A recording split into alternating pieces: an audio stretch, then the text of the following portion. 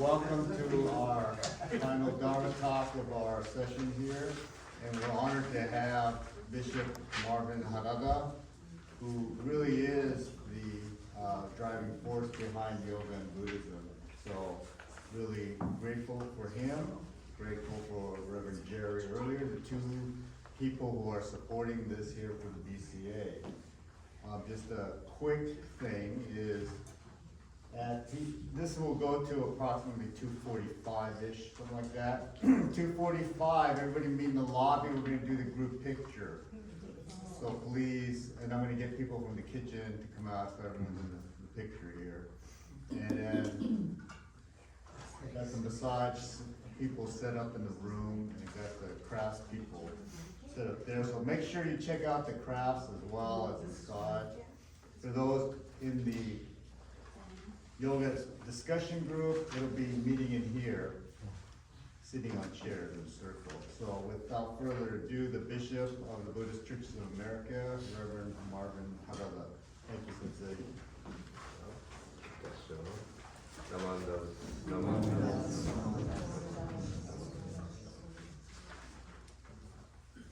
Thank you, Bob. I always keep telling people, you don't have to call me Bishop, just Marv or Reverend Marv or whatever. So today I'd like to talk about a topic that over the years as a minister, I found that seems to really resonate with people. And when I've taught the Introduction to Buddhism class for newcomers, I always cover this topic. It's the 6 realms of existence. So when I was in college, a good friend of mine who was a Christian asked me if we have heaven and hell in Buddhism, like in Christianity. And I was a typical YBA kid. I used to go for dances and to meet girls and didn't really think very seriously about Buddhism. So I didn't know the answer to the question, so I asked our minister. And our minister replied, well, we don't have just heaven and hell in Buddhism, we have 6 realms. Huh? 6 realms? What are they? Well, since then I've come to learn about these 6 realms, and I find them a really most meaningful teaching in Buddhism. So these are the 6 realms: heaven, human, animal, fighting demon, hungry ghost, and hell. So prior to Shakyamuni Buddha, people in India believed in these 6 realms very literally, as geographical realms that you would go through after you die. If you didn't have good karma as a human being, you would fall into a lower realm, but if you had good karma, you might move up the ladder.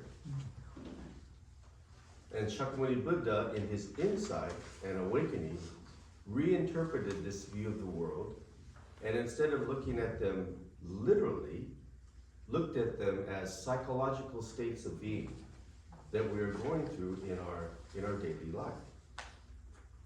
So when we look at the 6 realms in that manner, then we can see the 6 realms in the world all around us, in our society and world today, but also, most importantly, within us. So this is how Buddhism looks at the world. On one side, we have the world of delusion, or samsara, and that's typified by the 6 realms: heaven, human, animal, fighting demon, hungry ghost, and hell. So see, in the Buddhist scheme, heaven is not the ultimate destination. You're still a part of the world of samsara, delusion.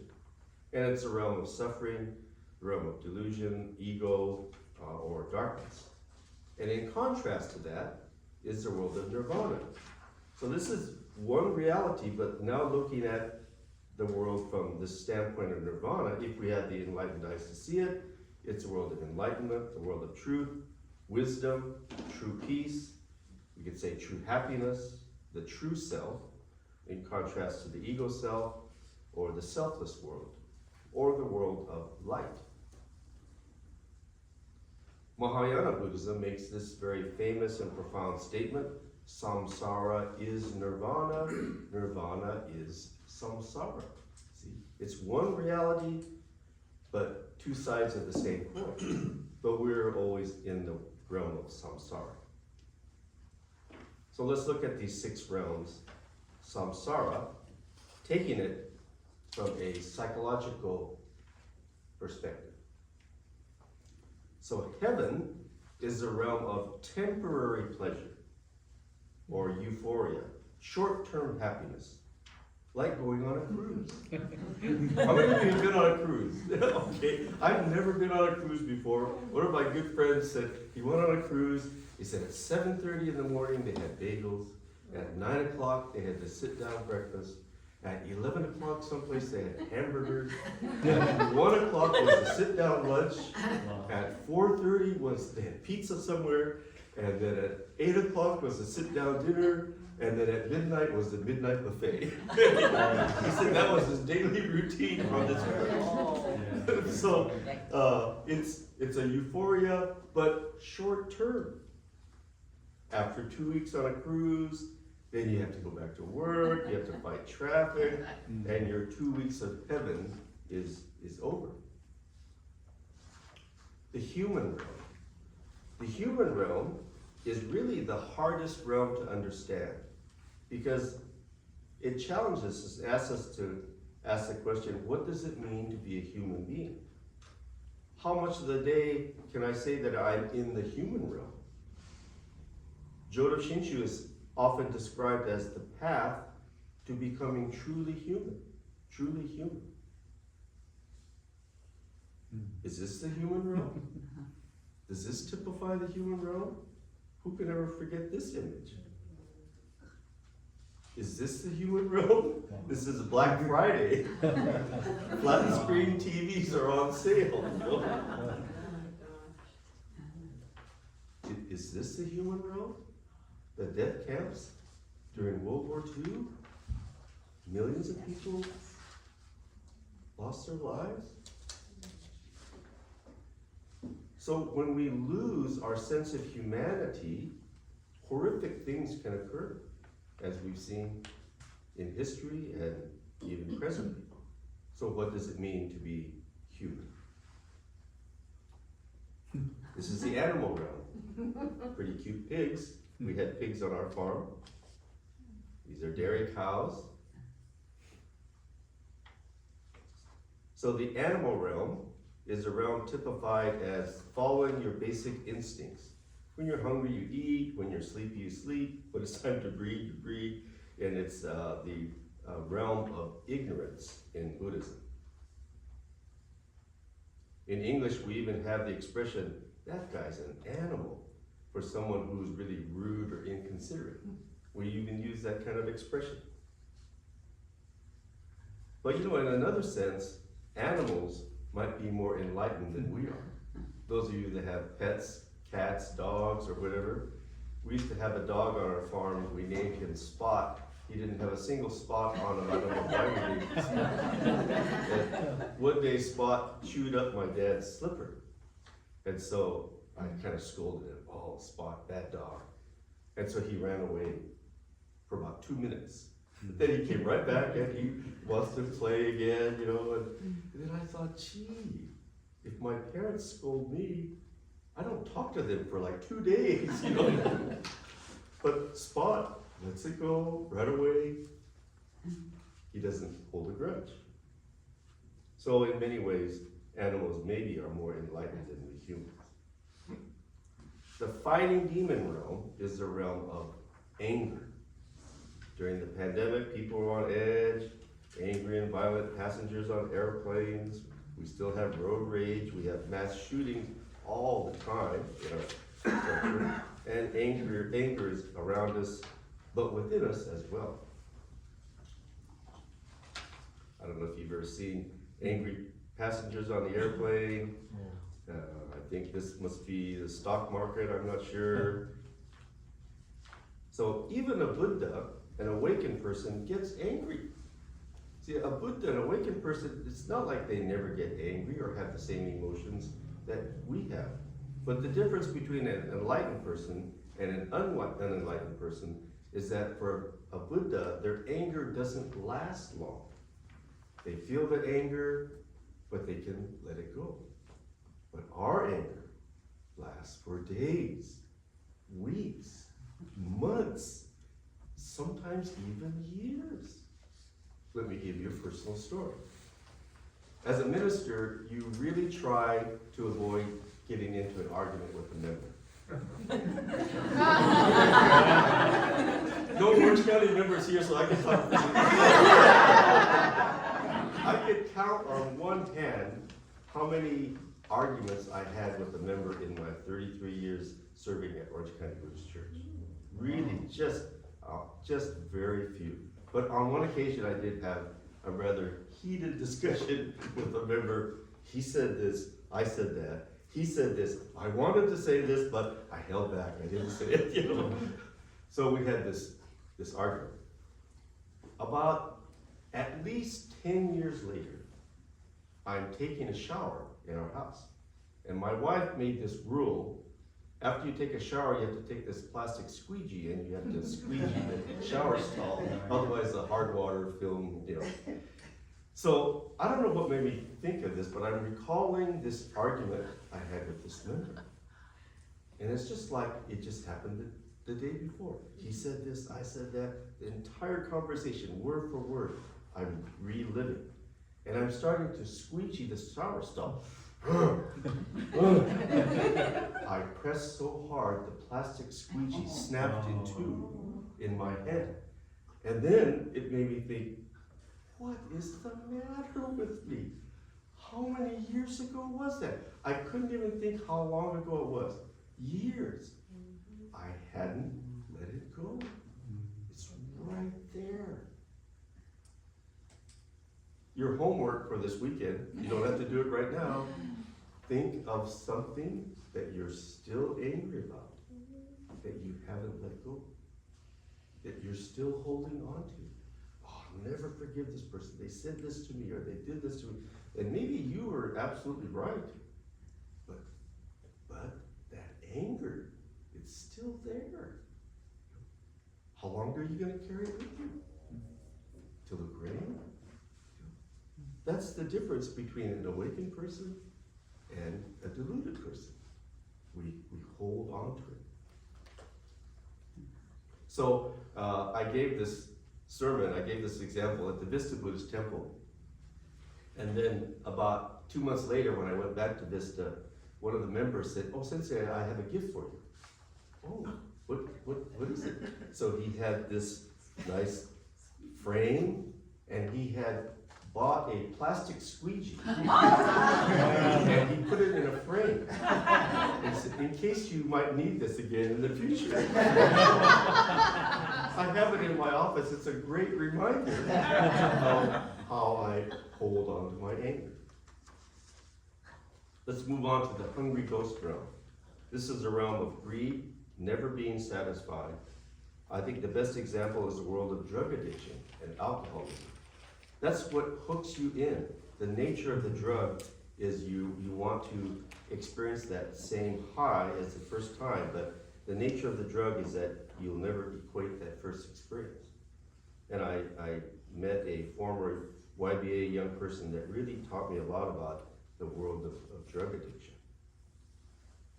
So cocaine, now fentanyl, all kinds of drugs that people can be addicted to, or painkillers and all kinds of things. This is another example of greed. This is a Toyota Sienna minivan. Some years ago, we bought a car just like this. So there's 3 models. The XLE is the top of the line.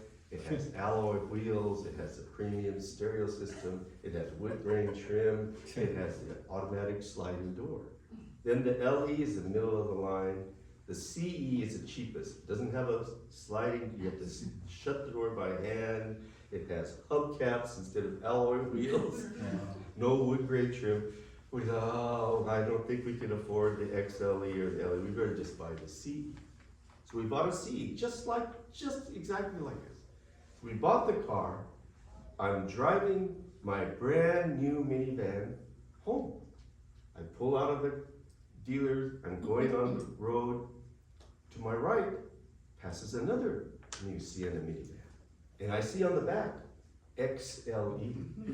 Oh, that's the one that has the alloy wheels, the premium stereo, the wood grain trim, the automatic sliding door. Oh, gee, maybe I should have bought the XLE. I just bought a new car.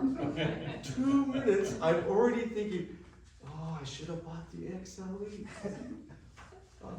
I'm not satisfied even 2 minutes after I bought a new car. So we always want a little more, a little bigger house, a newer car, a little higher salary, and that's the world of the hungry ghost. Not so much that we're greedy like on Wall Street, but we just want a little bit more, a little bit more. Sometimes we can experience all three realms all at the same time. And the best example of this is Las Vegas. I always tell people at least a few times a year I have to go to Las Vegas to really experience Buddhism. Because what happens is you go and you play the slot machines and you try to win the 3 sevens and you get 7, 7, 7. Oh, geez, so close. Then 7, 7, 7. Oh, it's so close. I know it's gonna hit. You keep playing, you put more money into it. Finally, you give up. Oh, I put too much money into this machine. And you get up and you walk away, dejected. And then you look back. You should never look back. You just walk clear to the other side of the casino. What always happens is if you look back, a little old lady will walk up, put in her money, first spin, cha-ching! She hits the 3 sevens, first try. And you think, that lady hit my jackpot. So you're greedy, you're angry, and you're stupid. All 3 realms all at once. The realm of hell. Every culture has a concept of hell. If you're in a hot climate, hell is where it's hot, and heaven is where it's cool. If you're in a cool climate, hell is where it's cold, and heaven is where it's warm. So Buddhism has 16 different kinds of hells. There's 8 hot hells and 8 cold hells. But these are all still metaphorical. Well, we could take it metaphorically. So there's one hell that you fall into for saying something that you regret or having told a lie. And your punishment in this hell is that your tongue grows to the size of a football field. And these little beings plow furrows in your tongue. So you have this excruciating pain. They're plowing your tongue. They finish plowing it, then your tongue heals, and then they start all over again, plowing your tongue. See, what is this saying? See? Haven't we all said something that we regret? Why did I say that? Out of anger or ignorance, something that you know would hurt another person, you can't take it back, really? That's the kind of hell we fall into, see? There's another hell in which you're walking down the road and this boulder comes out, rolling down from the hill and just hits you out of nowhere. Sometimes people fall into that kind of hell. You think life is going along so smoothly and your annual physical, the doctor says, oh gee, we found something. Yeah, pancreatic cancer. What? That's the worst kind. Or you think your marriage is going on perfectly fine and your husband or wife says, I'm sorry, I'm leaving you for somebody else. Totally out of the blue. I gave this example in a study class one time, Introduction to Buddhism. During the break, this lady came up to me, Reverend, that exact same thing happened to me. I thought my marriage was going along perfectly. My husband said, I'm leaving you for somebody else. Just like a boulder rolling down the hill. So, our greatest fear should not be a fear of falling into hell when we die, but what if we fall into hell in this life and we have no teaching, no way out? So everyone falls into hell at some point of their life. Loss of a loved one, serious illness, marital issue, loss of a job, any number of things can and send us into the suffering of hell. Reverend Akagarasu, Higashi minister, talks about there's three beings in hell. There's the victim, the person being punished. There's the punisher, person who's giving the punishment, and then there's the judge. But he takes this all metaphorically. He says, sometimes we're any one of those three. See? Sometimes we're the victim. Oh, woe is me. Why do I have to have this terrible boss? Or why do I have to have this terrible mother-in-law? My mother-in-law was really nice, it wasn't. But woe is me, woe is me. Sometimes we're the punisher. I want to get back at that person, you know. And sometimes we're the judge. Oh, this person's good, this person's bad. We're all of these. We're all of these. So the world around us and the world within us is nothing but the six realms.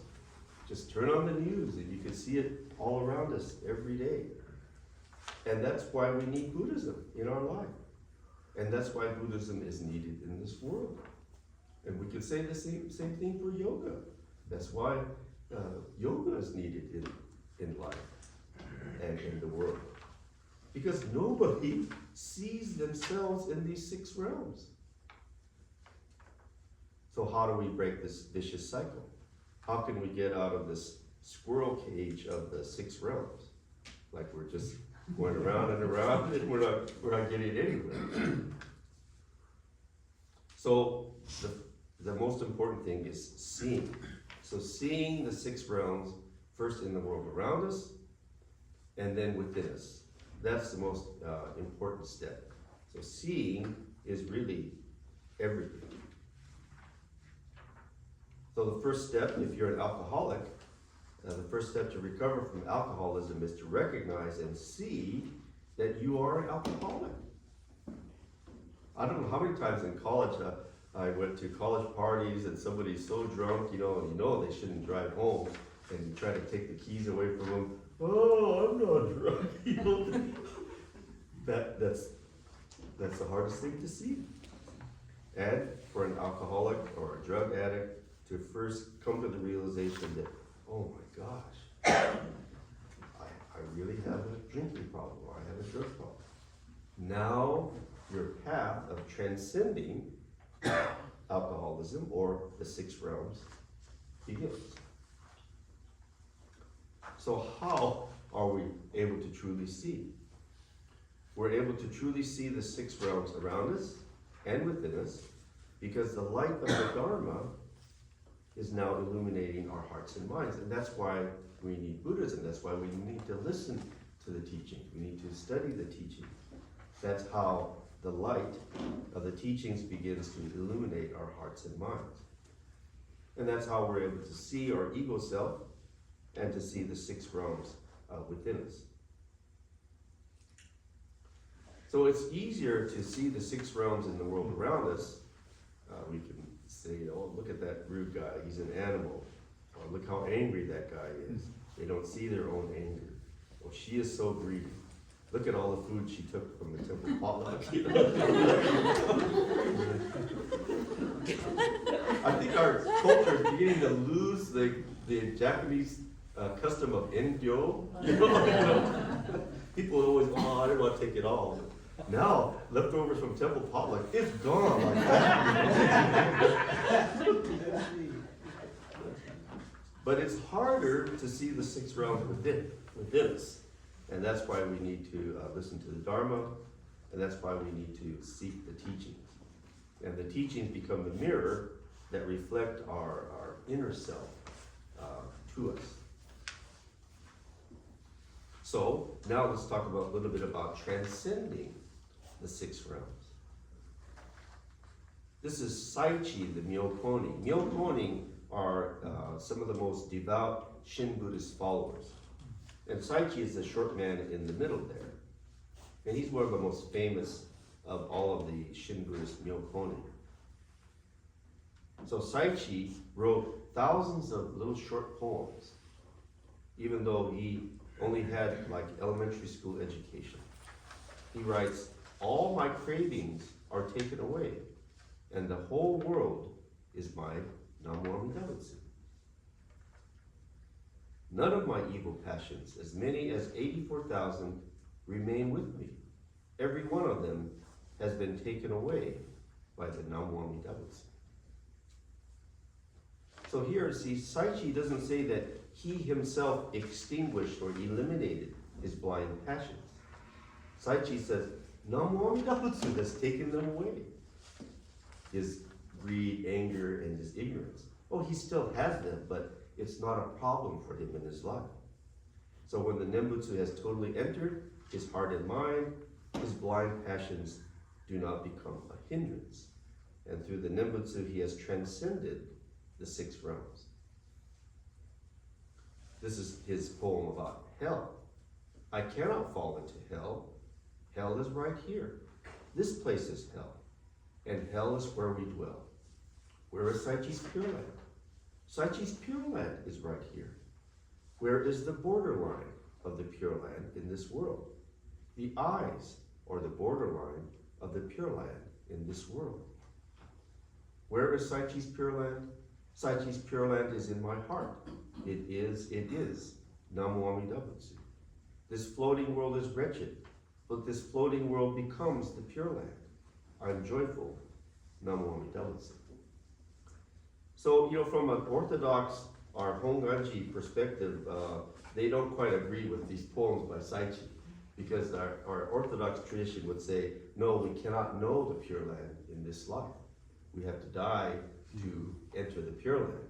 But I think Saichi is talking about this spiritual death, in which he sees this world of samsara, but he connects with the world of the Pure Land, or universal oneness, if you want to call it. In this life, I had a wonderful member. He's still living in Orange County. He's an atomic bomb survivor from Hiroshima. And he said, Sensei, I don't believe in a hell in an afterlife. I saw hell with my own eyes that day in Hiroshima. He said, there could be nothing worse than the hell that I saw that day in the aftermath of Hiroshima.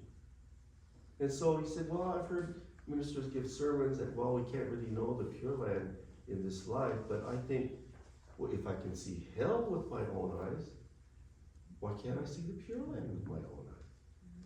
So he said, well, for me, I'm having dinner with my wife and my son and my granddaughters. That's the Pure Land to me. That's the Pure Land to me.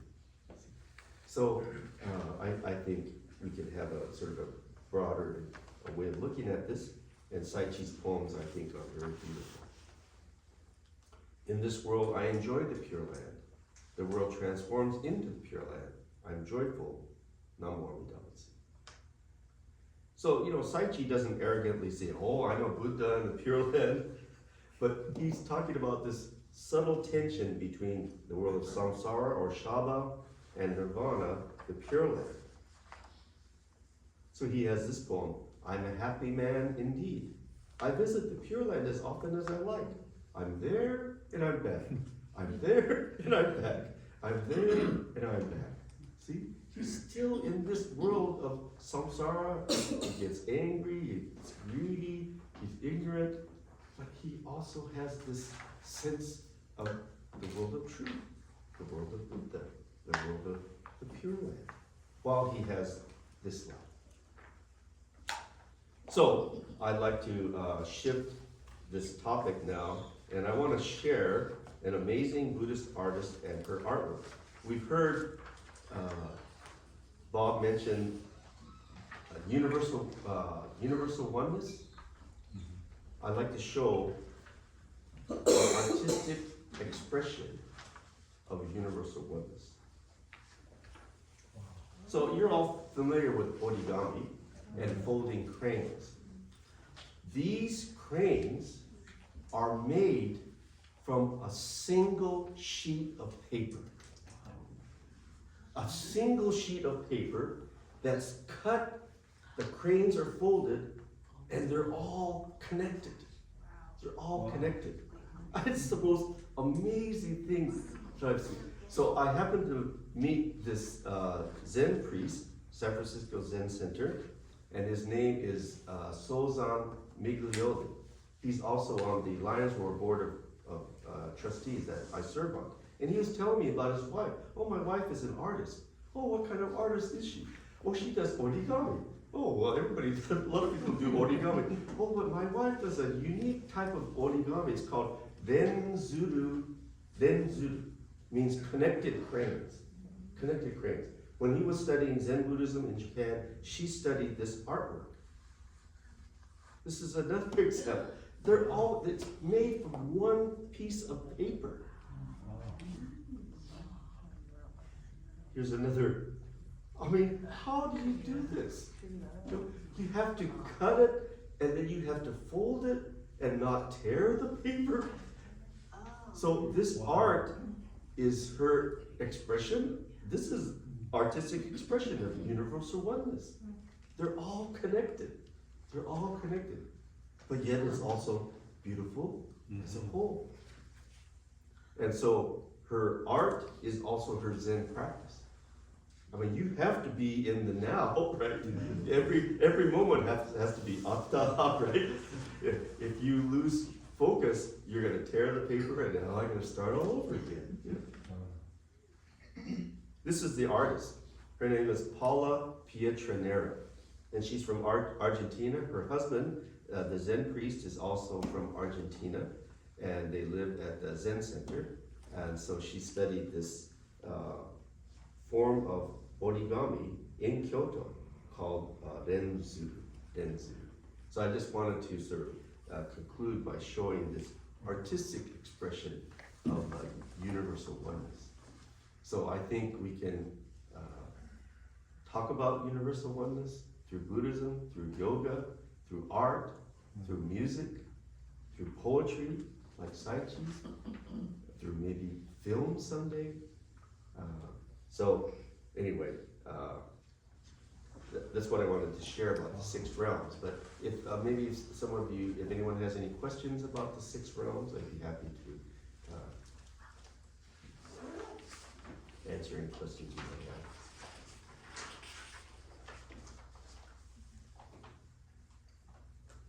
Oh, yes. Yeah. How come we don't talk about the 6 realms that much in Joshin Shinto?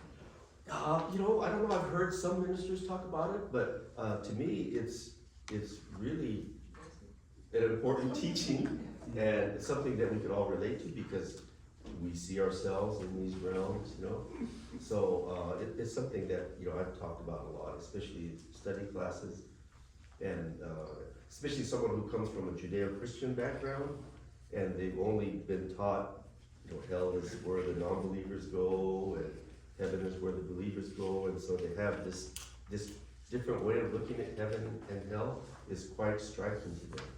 Quite striking. Oh, yeah, and I'm glad it reminded me of this. I forgot to explain this handout too.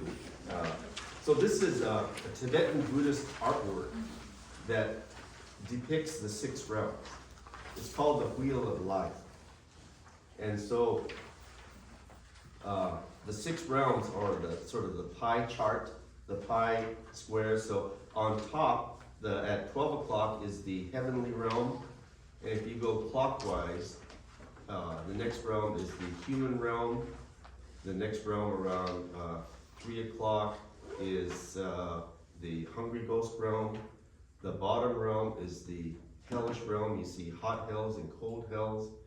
And then around 8 o'clock is the animal realm. Around 10 o'clock is the fighting demon realm. And then on top again is the heavenly realm. So look at this fighting demon realm. It's kind of hard to see, but you see kind of archers. You see these archers? They're pointing up to the heavenly realm. See, there's this tree. The base of the tree is in the fighting demon realm. But the top of the tree is in the heavenly realm. So all the fruit from the tree, it's being taken by the people in the heavenly realm. So the fighting demon realm people are saying, hey, you guys are taking all of our fruit. It's our tree. That's why they're shooting the arrows towards the top of the tree in the heavenly realm. The attached sheet has the explanation of all the symbolism, but that's from a Tibetan Buddhist perspective, okay? They take it kind of literally, reincarnation, but still, it helps to understand all the images. In the middle, in the very middle, you see three animals. There's a kind of a rooster and a snake and a boar or pig, and they're biting each other's tails. That's greed, anger, and ignorance perpetuating itself. And kind of like, where's Waldo? If you look in each realm, there's a Buddha. There's a Buddha in every realm, even in the hellish realm. If you look carefully, you can spot a Buddha. So it means that there is liberation, no matter what realm you fall into.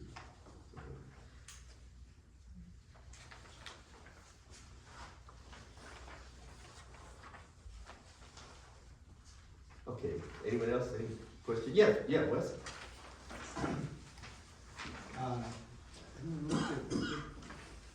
I'm looking at my answers. You mentioned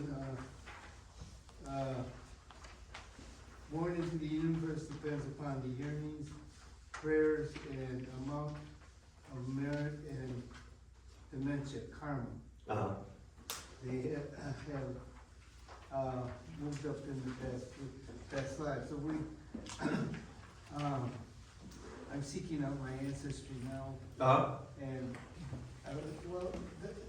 this karma, does it mean that we can avoid the karma? And then we go into those realms because of our karma from our ancestors? That's what I'm wondering. And how is karma looked at? Is it into predetermination? And Yep. what we do?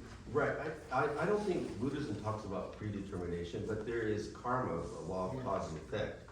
I don't think we take it quite literally like they do in Tibetan Buddhism, but even in terms of psychology, there's some things that continue, right? Right. Like if the parent was an alcoholic, a lot of times the kid becomes an alcoholic, and so some things seem to kind of continue, but in Buddhism, you always have the possibility, the potential to kind of break that chain of negative karma that's been ongoing.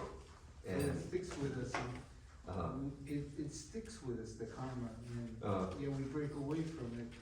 How do we do that? The path? well, yeah, that's where the teachings are crucial. There's certain things like, my father was Japanese and short, so that's part of my karma. I'm not gonna be an NBA player, So there's part of that is karma.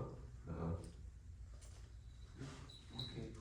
But also, we learn wonderful habits and wonderful teachings from our parents and grandparents, and maybe those things have been handed on, and maybe sometimes we receive negative things too, but that's all part of who we are and as a human being, and that's why we need the teachings to sort of get out of the vicious cycle of the 6 realms. At least begin to see it. Yes? So Buddhism is an offshoot of Hinduism, and history-wise. Right. So what is your interpretation of the spirit and the soul? Is something like that exists in Jodo Shinshu, or is that something? I wouldn't take it literally, but Yeah. I would not negate spirituality. Okay. Spirituality, yes, for sure. Okay. Yeah. Because the bone and all that goes along with it, right? Right. Okay. Yeah, so that, that's How kind does- of Buddhist legend and part of the culture of Japan and China. But no, I don't take the concept of a soul literally. Oh, okay. Yeah. Thank you.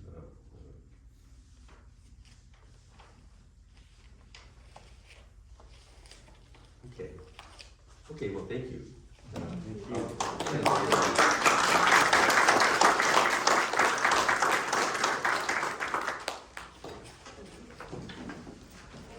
Thank you,